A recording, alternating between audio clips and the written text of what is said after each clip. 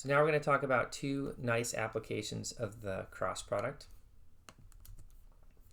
The first is that the magnitude of the cross product is the area of the parallelogram formed with u and v as sides.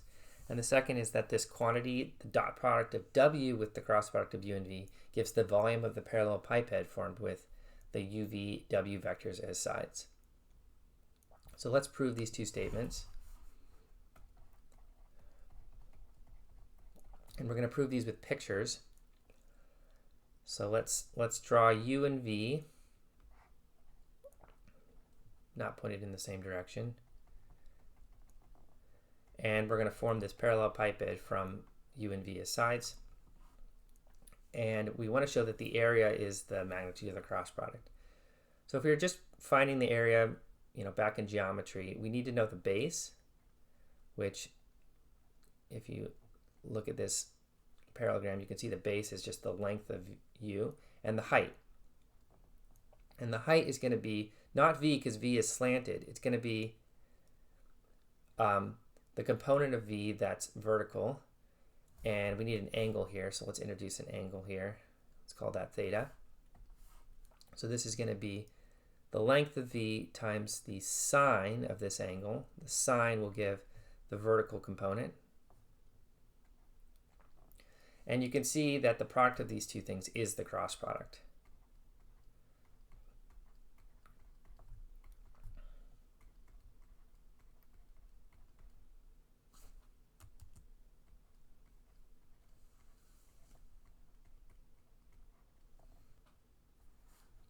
All right, let's prove the second statement. So we have v and u and another vector w, and this forms a parallel pipette like so. And we know what the base of this parallel pipette is, the area of the base. That's the cross product of u and v. So the base has area, magnitude of the cross product, and the height, well, the height is not w. Once again, w is slanted like the v up here, but it's going to be w cosine this angle. Now note the angle I'm introducing here is an angle from the vertical, not an angle from the horizontal, and I'll explain why in a second. So the height here is the length of w times the cosine of this angle phi. All right, so let's look at this formula and see that this formula is doing the same thing. So if we take the dot product of w and u cross phi, by definition of the dot product, this is going to be the length of w times the length of u cross phi times, well, the angle between them. Well, u cross v is pointed, it's pointed this direction. So the angle between them is phi. So the cosine of the angle is cosine phi. And now you see that we just have height times base. This is the base. And these two pieces together is the height. So you see that this formula is true. This dot product with this cross product is going to be the volume of this shape, which is just base times height.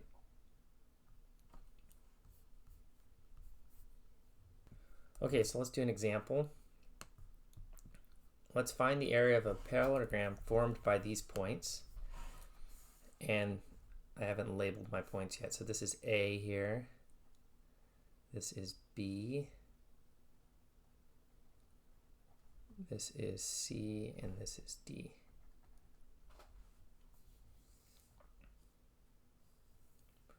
All right, so to do this, we're going to find two vectors that point along two sides of this parallelogram, and then we're going to cross those two vectors. So my two vectors are going to be AB and AD. And I can form these vectors by just subtracting the points. So B minus A and D minus A. And this will be 1, 0, 3. and this one will be 1, 2, 0. So those are my two vectors. It's this vector and this vector, which form two sides of this parallelogram. Then I cross these two vectors.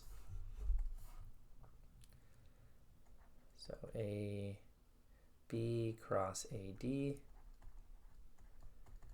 this is going to be 1, 0, 3 times 1, 2, 0. Okay, so this will be I, 0, 3, 2, 0, minus J, 1, 3, 1, 0, plus K, 1, 0, 1, 2, which works out to be -6, 3, and 2. So that's my cross product. And then I just take the length of this cross product to find the area using the fact from above. So 6 squared plus 3 squared plus 2 squared. This works out to be 36 plus 9 plus 4. Oh, that's nice. That's 49, which is 7. So the area of this little purple shape is 7. Okay, let's do another example. And I'm not going to draw the picture for this one because I drew it earlier in this formula, proof of the formula 2. So we want to find the volume of this parallel pipe bed formed by these three vectors. So the volume is going to be the dot product of one of the vectors, and it doesn't matter which one you call W, which one you call U and V, times the cross product of the other two vectors.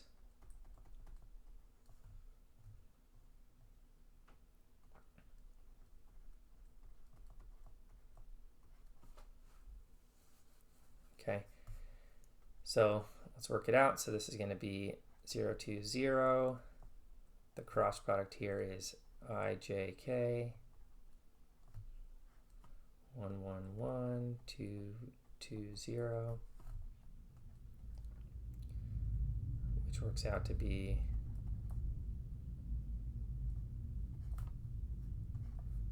I hat times 1, 1, 2, 0 plus J hat, oops, minus J hat, times 1, 1, 2, 0 plus K hat times 1, 1, 2, 2. So this works out to be -2, comma, -2 again, but that's negative, so +2, and then 0. And then if you dot these two, you'll get 0 times -2 plus 2 times 2 plus 0 times 0, which is 4. So the volume of this parallel pipe bed is exactly 4.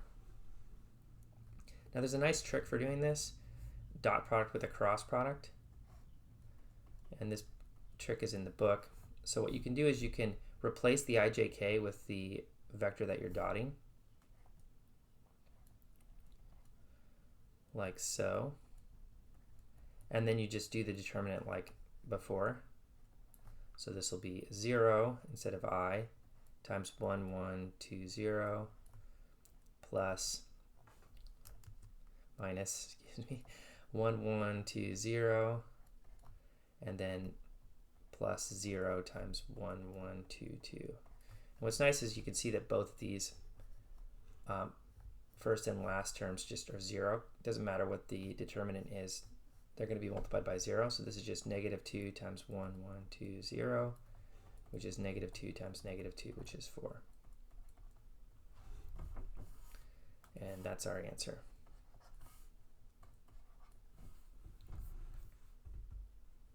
Thanks for watching lecture number 9. I'll see you back here for lecture number 10.